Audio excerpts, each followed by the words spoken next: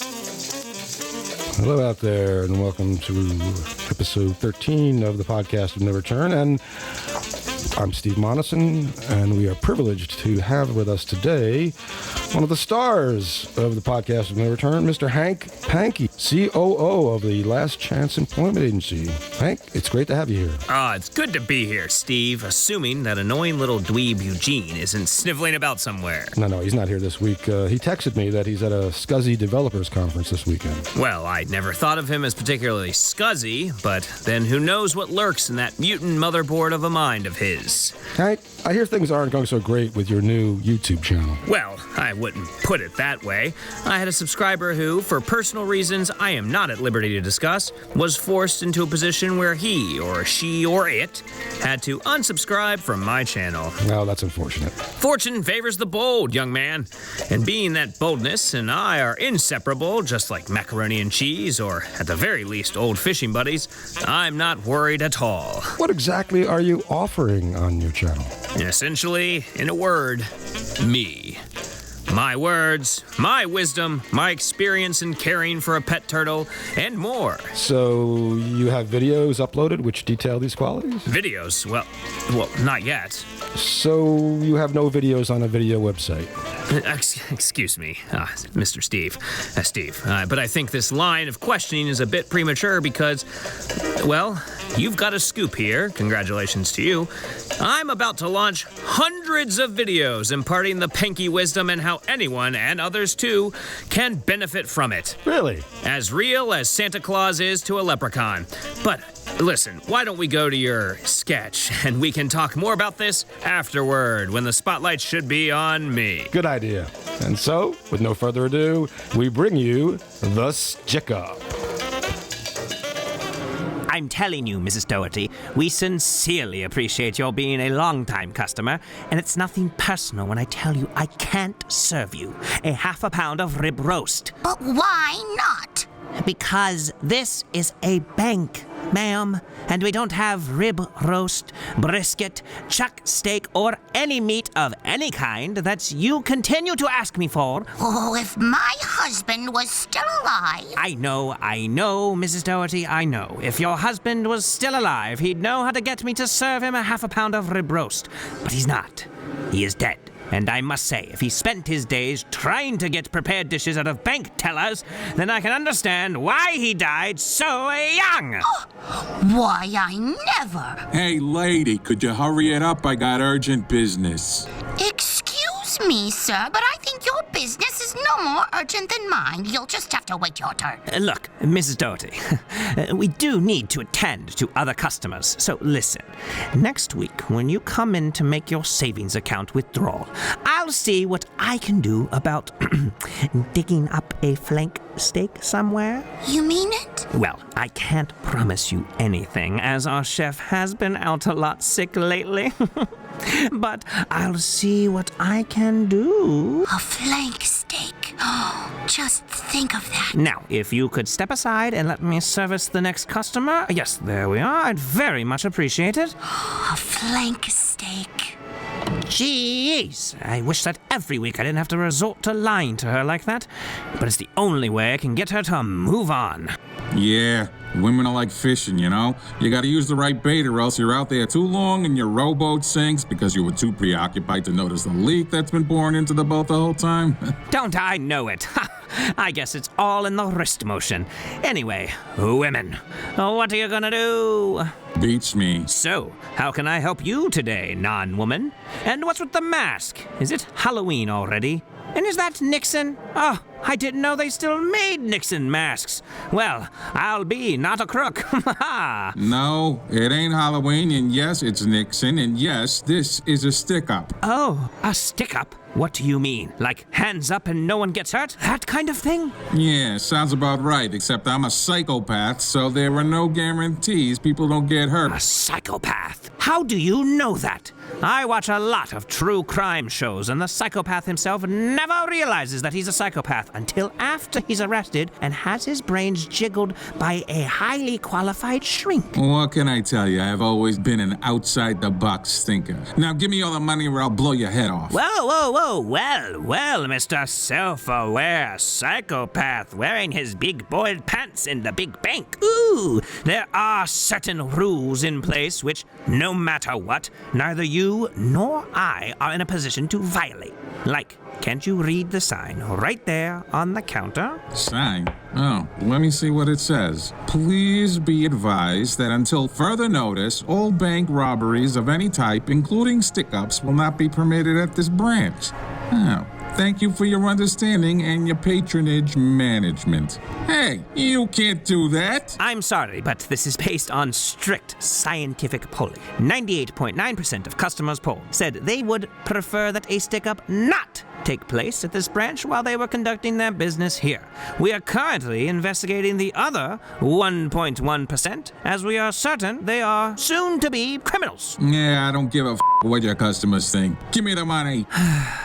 I kind of figured that's what you'd say. You're going to have to speak to the manager. What? Yes, Perkins? I'm terribly sorry, Mr. Watkins, but this person online would like to rob the bank. I told him he would have to speak to you. Quite naturally. Yes. How can I help you? Yeah, give me the money. Why, yes.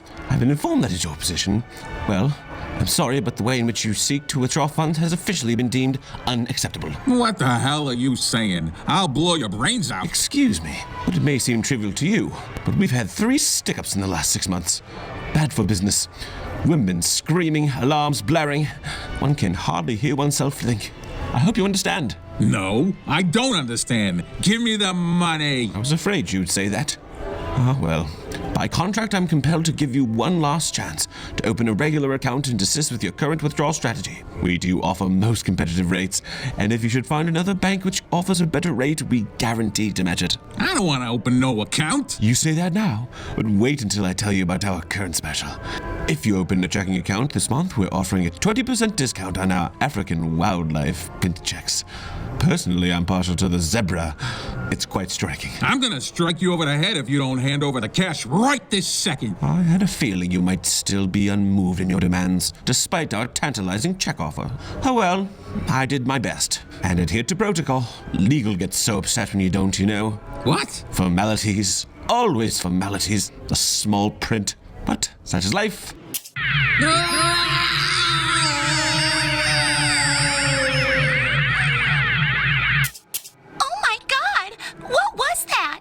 Nothing but a little incinerator ray to dampen the enthusiasm of our would-be stick-up artist. But it melted him into a puddle of steaming putrescent gunk. Could be a little neater, I'll give you that. Still, a rather efficient means of disposal, if I don't say so myself. But the seared fleshy remnants got all over my new sneakers. Oh, they're ruined. I'm terribly sorry about that. Please, fill out a form for a complete reimbursement on the purchase price, and I'll be happy to endorse it with my signature. Why, thank you. Now I don't mind so much the stuff oozing into my socks and burning my feet. All right then, folks, alrighty then. We're going to have to do a little maintenance here. So, why doesn't everyone slide on over to Mr. Bixby's window? That's right, just a soft little glide on this nicely waxed floor. Yes, there we are. He's just opened up. Oh, he's happy to serve you. Yes, just over there, Mr. Bixby. Clean up in aisle 5. Clean up in aisle 5. Bring the flamethrower. Thank you.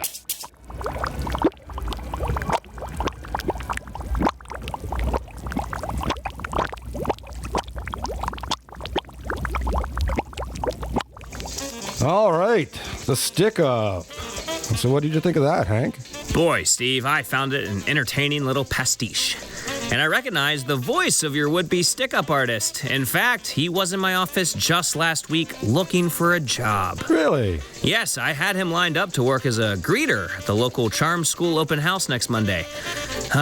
Well, there goes that commission. Of course, unless I could lease him out as a bucket. Maybe they're mop bucket. I don't know. So, when can we expect the first video on your YouTube channel? Well, Steve, now that I come to think of it, that fact is a closely guarded secret. You mean it wasn't a closely guarded secret at the beginning of the show, but now it is? That's correct. I decided to build up the suspense about, let's say, 45 seconds ago. So if you or any of your listeners want the news as soon as it breaks, I recommend you call my gal Friday, Gladys, as she will be at liberty to divulge that info once I give the old Heidi-ho. You want people, let me get this straight. You want people to call Gladys to find out when you're going to post your first video. Steve, I certainly hope you're not implying that Gladys isn't up to the task. No, that's not it at all. I'm not sure how that's going to work. Gladys is one of the best secret keepers I know. And she's also one of the best secret giver-awayers when the time is right, I know as well. And speaking of time, which we weren't, we are done for the day here, so we'll just have to leave Hank's video project at that for now. I want to thank today's guest, Hank Pankey, who's sitting here preening in front of a video camera, apparently wasting no time in beginning video production for his YouTube channel. I hope you enjoyed the show, and we'll be back soon with more controlled comedic carousing. And yes, I did work on that one for a couple of minutes. Almost before you can say Jack Robinson, just in case you were thinking of saying that particular name. So, and I'm being serious here, though many of you might have not thought that possible, please subscribe to our YouTube channel.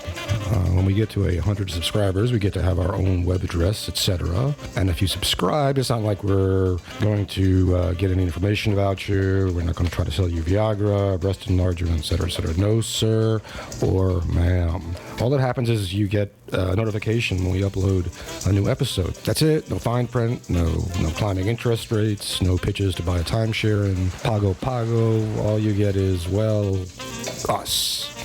And of course, we're on iTunes, Spotify, Instagram, Facebook, Twitter, Stitcher, iHeartRadio, Google Play, the Windows Store, our website at, stop singing, podcastnr.com, and probably some others I'm forgetting at the moment. I didn't even know we were on iHeartRadio until a friend pointed it out to me this week.